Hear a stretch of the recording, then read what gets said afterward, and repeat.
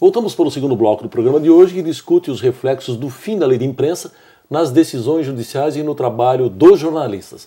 Estamos conversando com a advogada Débora Dalcin Rodrigues, que representa o jornal gaúcho Zero Hora. Advogada, outra questão polêmica são os crimes contra a honra.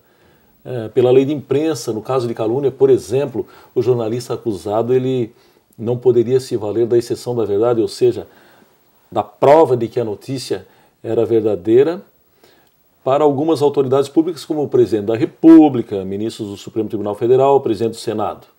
E pelo Código Penal, a exceção da verdade, ela não pode ser usada quando o ofendido for o presidente da República ou chefe de Estado estrangeiro. Me parece que aí, no caso, o Código Penal é mais benéfico, né, em termos de severidade, né? Se realmente o Código Penal ele passa a ser adotado para julgar os crimes contra a honra, a senhora entende que os jornalistas aí eles têm o seu trabalho um pouco mais facilitado? Penso que sim. Acho que o trabalho do jornalista continua sendo tão árduo como durante a vigência da lei. Né? Não é fácil, né? Se exige celeridade, o jornalista tem que buscar informação, tem que checar a informação, tem que se cercar de diversos cuidados para que a sua matéria esteja correta, esteja precisa, né? Preste um bom serviço para a sociedade. Agora, sem dúvida, me parece que o Código Penal ele é mais benéfico, não sei se é o melhor termo, mas eu penso que sim. Menos severo. Tá? Ou menos severo para o jornalista, que tem na sua atividade a sua profissão, que faz isso como trabalho, como profissão, exercendo a sua função de informar e informar bem.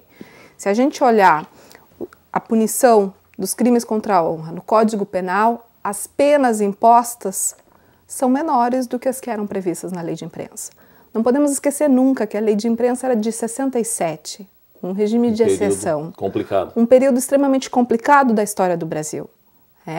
Então, nós tínhamos exceções ainda maiores, tínhamos penas mais severas. Agora, isso não significa que não exista punição para o jornalista que cometa um excesso.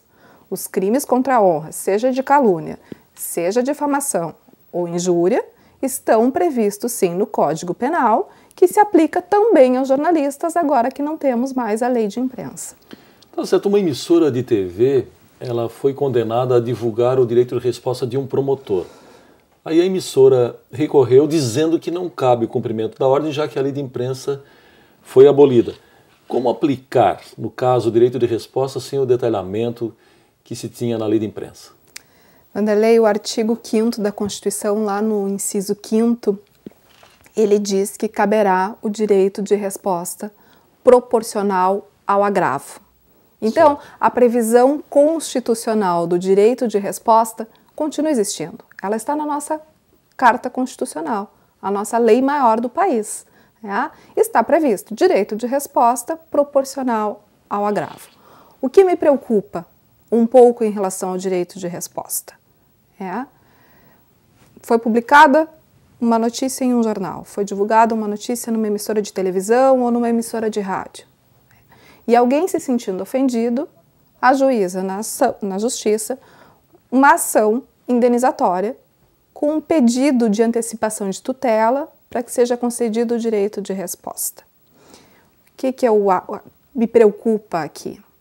A necessidade de um cuidado ainda maior, né, do nosso judiciário, do nosso julgador. Essa ação vem instruída com documentos, com provas que permitam ao julgador, já de início, deferir ou não um direito de resposta. Sem ouvir a empresa, no caso? Ou o jornalista? Ou não.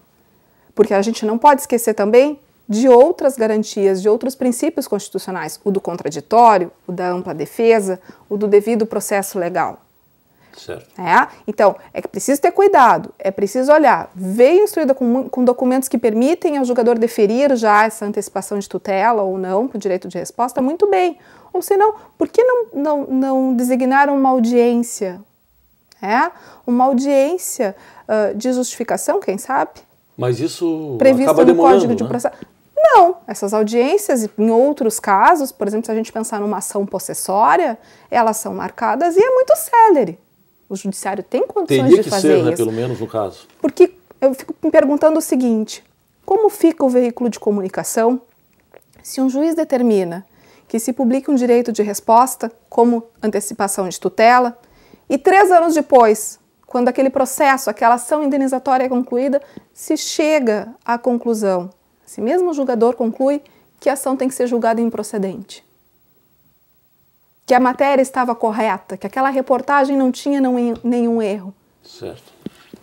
Bem, nós vamos falar um pouco agora sobre o jornalismo na internet, até porque a internet, como todos sabemos, tem toda essa questão da interatividade, né? Isso. Bom, afinal, quem é que responde legalmente, por exemplo, por um comentário de um internauta? Quem escreve ou quem divulga esse comentário? A responsabilidade é da pessoa que posta aquele comentário. Se eu tenho um site, por exemplo, de um veículo de comunicação e eu, jornalista, estou postando comentários, óbvio, a responsabilidade é do jornalista e do veículo.